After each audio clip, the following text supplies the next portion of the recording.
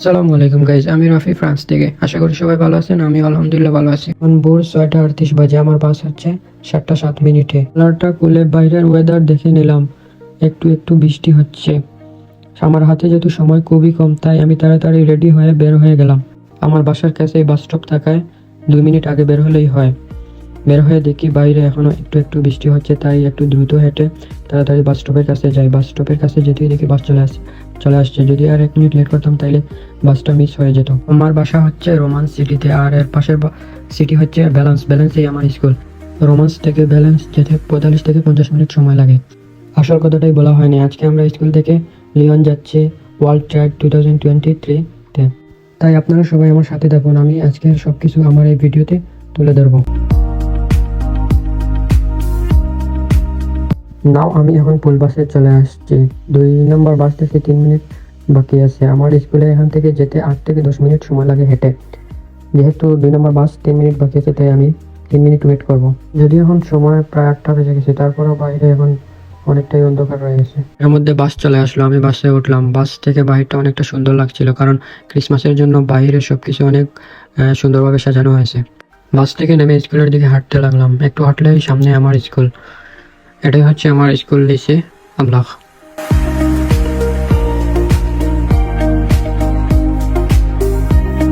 স্কুলে এসে দেখি সবাই এখনো আসেনি, সবাই আস্তে আস্তে আসতেছে।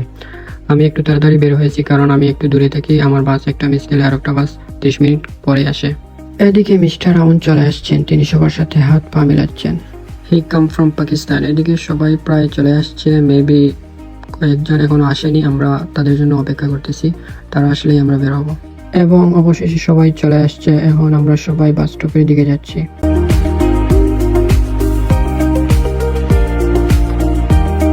আমরা বাস স্টপে চলে এসেছি। বাসের জন্য আমরা সবাই অপেক্ষা করতেছি। বাস আসলেই আমরা লিওনের উদ্দেশ্যে রওনা দেব।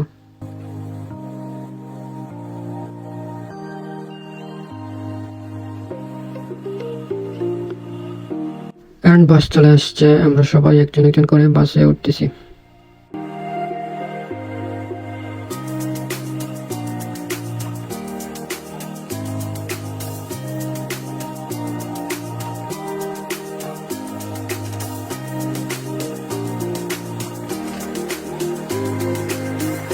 নাও এখন আমরা লিওনের উদ্দেশ্যে রওনা দিয়েছি সবাই।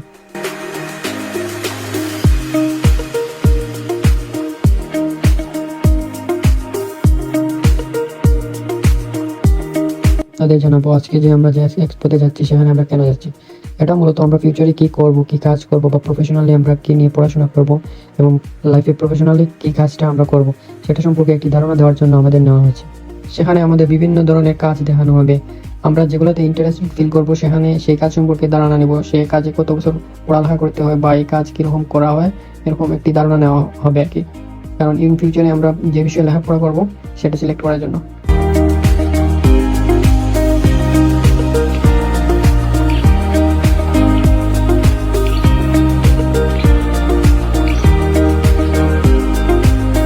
প্রায় 2 ঘন্টার মতো হয়ে গেছে, এখনো আমি জায়গা মতো পৌঁছাতে পারিনি। বাইরে প্রচুর বৃষ্টি হচ্ছিল, তাই বোরিং লাগছিল।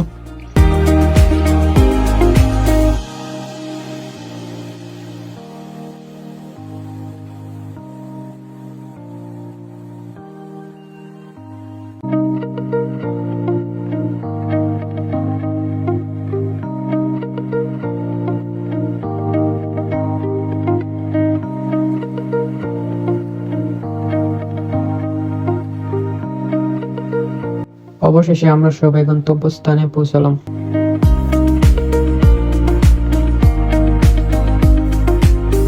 বাইরে বৃষ্টি পড়ছিল আর অনেক প্রচন্ড ঠান্ডা। আর এখানে শুধু আমরা আসিনি, বিভিন্ন স্কুল থেকে আরো অনেক স্টুডেন্টরা এসেছে এখানে।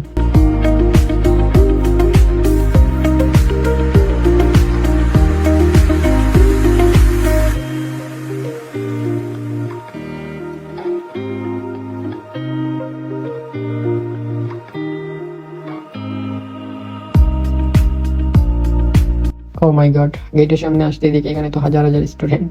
আমি রীতিমতো অবাক হয়ে যাই, এত স্টুডেন্ট। ভিতরে ঢোকার জন্য সবাই লাইনে দাঁড়িয়েছে, কারণ একজন একজন করে ভিতরে ঢুকাচ্ছে। কারণ সবার ব্যাগ চেক করে ভিতরে ঢুকাচ্ছে, কারণ ব্যাগের ভিতরে বিভিন্ন বিপজ্জনক জিনিস থাকতে পারে। তাই ব্যাগ চেক করে সবাইকে ভিতরে ঢোকাবে। অবশেষে আমরা সবাই ভিতরে ঢুকলাম। ভিতরে ঢুকে দেখি যে ভিতরের এরিয়া এত বড়, আসলে সেটা বলে বোঝানো যাবে না।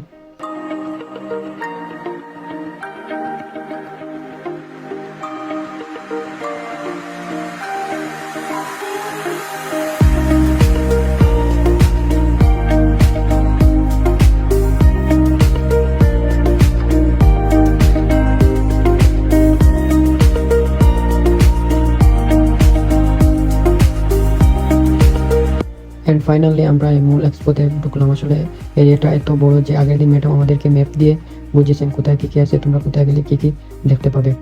তাই ম্যাডামের ম্যাপটা আমরা সবাই ফলো করতে থাকি।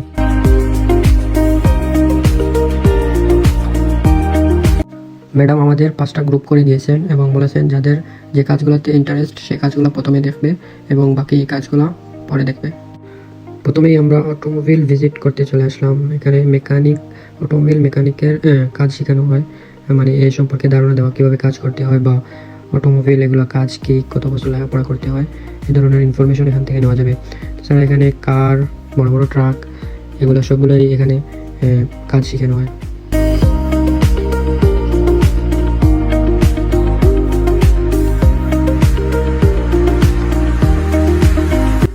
তারপর আমরা চলে আসলাম প্লাস্টিকের স্টল ভিজিট করতে।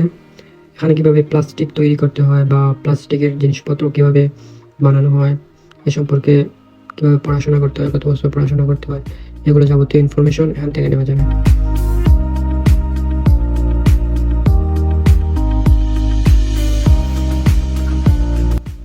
উনি আমাদের বুঝাচ্ছেন কীভাবে কী করতে হয়, বাট আমার সব মাথার উপর দিয়েই চলে যাচ্ছে, কিছুই বুঝতেছি না। উনি আমাদের একটি প্লাস্টিকের মুখোশ তৈরি করে দেখাবেন এবং কীভাবে করছেন এটা তিনি মুখেও বোঝাচ্ছেন।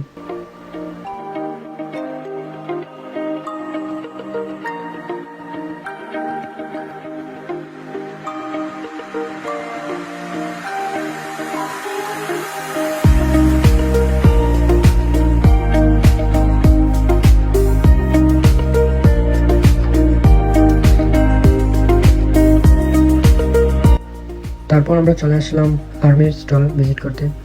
এখানে দেখতে পাচ্ছেন অনেক গান দেখা যাচ্ছে, আর্মিরা আছেন, তারা সবাইকে ইনফরমেশন দিচ্ছেন। আসলে মূলত এই এক্সপোটা হচ্ছে মূলত সব ধরনের প্রফেশন সম্পর্কে ধারণা দেওয়া, যাতে ইন ফিউচারে আমরা সিদ্ধান্ত নিতে পারি আমরা কী ধরনের কাজে কী ধরনের প্রফেশন চুজ করতে পারি। তাই এটা সিদ্ধান্ত আমাদের নেওয়া সহজ হবে যদি আমরা ধারণা নিতে পারি। তাই মূলত এটি ধারণা দেওয়ার জন্য এই এক্সপোটা। আমরা এখানে ফায়ার সার্ভিসের স্টল দেখতে পাচ্ছি। তারপর আমরা চলে আসলাম এয়ারপ্লেনের স্টল ভিজিট করতে। এখানে একটি যুদ্ধ বিমানও রাখা আছে। মূলত যারা পাইলট হতে চান তাদের জন্য এই স্টল, পাইলট হতে কী কী লাগে এখান থেকে ইনফরমেশন নেওয়া যাবে। এখানে দেখতে পাচ্ছেন উনি কাপড় সেলাই করছেন। এই স্টলটি হচ্ছে গার্মেন্টস রিলেটেড। এখানে কীভাবে কাপড় তৈরি করতে হয় এ সম্পর্কে এখানে ইনফরমেশন পাওয়া যাবে, বা গার্মেন্টস রিলেটেড সব কিছু এখান থেকে ইনফরমেশন নেওয়া যাবে। তারপর আমরা চলে আসলাম ইলেকট্রিসিটির স্টলে। এখানে কারেন্ট বা বিদ্যুৎ এ সম্পর্কে ধারণা নেওয়া যাবে, কত বছর লেখাপড়া করতে হবে, এই কাজ সম্পর্কে সব ইনফরমেশন এই স্টল থেকে নেওয়া যাবে। সকাল থেকে বের হয়েছি, এখন পর্যন্ত কিছুই খাইনি, তাই এখন আমরা ফ্রেশ হয়ে সবাই খাবো। ম্যাডাম আগের দিনই বলে দিয়েছেন যে যার যার টিফিন সাথে করে নিয়ে আসবে, তাই আমিও সাথে করে টিফিন নিয়ে আসছি। তাই প্রথমে এখন আমরা ফ্রেশ হব, ওয়াশরুমের দিকে যাচ্ছি। হাত মুখ ধুয়ে ফ্রেশ হলাম, সামনে সুন্দর গ্লাস, তাই একটি মিরর ক্লিপ নিয়ে নিলাম। এখানে এত স্টুডেন্ট আসছে যে যেভাবে পাচ্ছে সেখানে বসে খাবার খাচ্ছে। এটা আমার খাবার, আমি পাস্তা বানিয়ে নিয়ে আসছিলাম।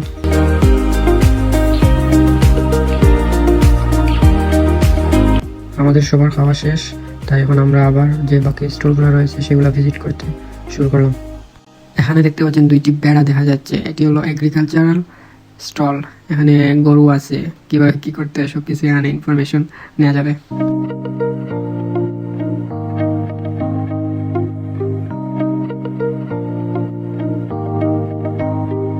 এখন আমরা চলে আসলাম পাতিসখী স্টলে। এখানে আমি মূলত ব্যক্তিগতভাবে এই পাতিসখী কাজে আগ্রহী, তাই আমি ভালো করে এই সম্পর্কে ধারণা নিলাম। এখানে চকলেট এবং কীভাবে বিভিন্ন ধরনের পেস্ট্রি বানানো হয়, এই সম্পর্কে ধারণা দেওয়া হয়। তারপর চলে আসলাম কুইজিন স্টলে, মানে রেস্টুরেন্টের কাজ। আসলে আমরা বাঙালি, বেশিরভাগ বাঙালি আমরা এই কাজে আগ্রহী হয়ে থাকি।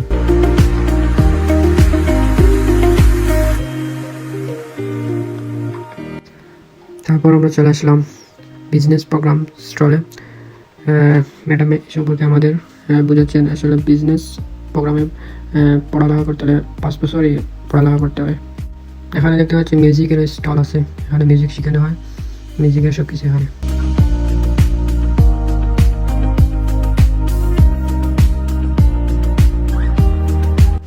তারপর এখানে দেখতে পাচ্ছেন হাতের রিং, আঙুলের রিং এবং কানের দুল বা গলার হার, এগুলোও এখানে আছে।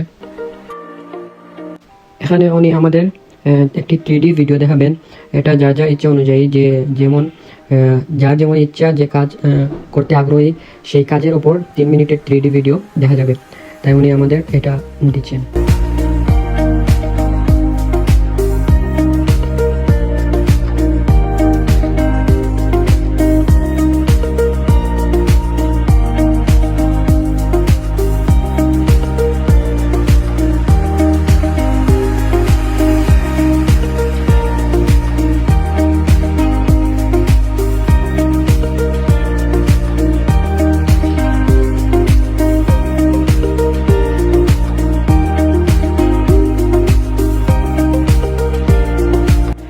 ফাইনালি আমাদের আজকের এক্সপো এখানেই সমাপ্ত।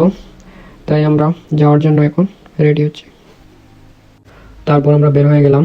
বাইরের ওয়েদারটা তেমন একটা ভালো না, মেঘলা আকাশ, আর এখানে অনেক স্টুডেন্ট আসছে। এখন আমরা আমাদের বাসের কাছে যাব।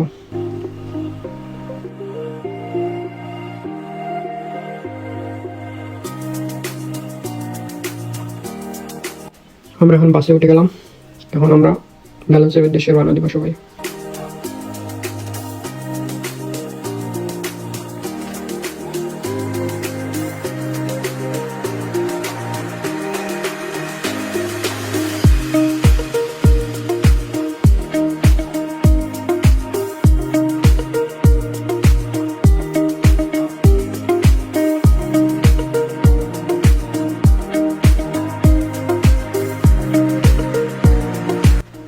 ফ্রান্স আসলে অনেক সুন্দর একটি দেশ, তাই বাইরে দেখলাম অনেক সুন্দর জায়গা দেখা যাচ্ছে, ভিউটা অনেক সুন্দর।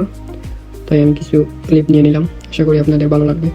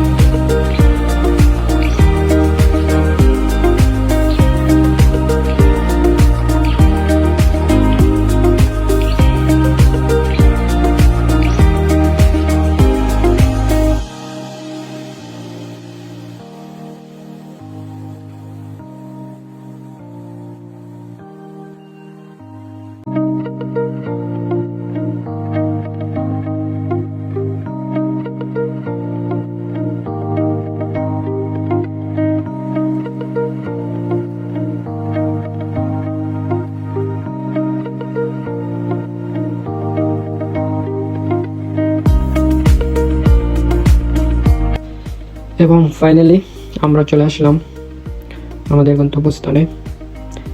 এখন আমরা সবাই গাড়ি থেকে বের হচ্ছি।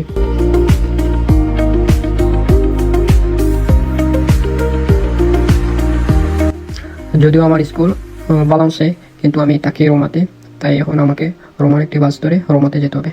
এদিকে আমি অনেক টায়ার্ড, কারণ অনেক ভোরবেলা বাসা থেকে বের হয়েছি।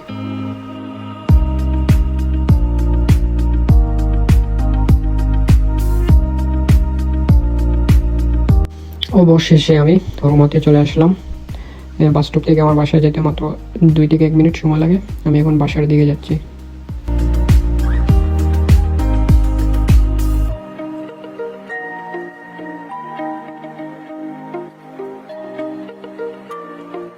আলহামদুলিল্লাহ, ফাইনালি আমি আমার রুমে চলে আসলাম।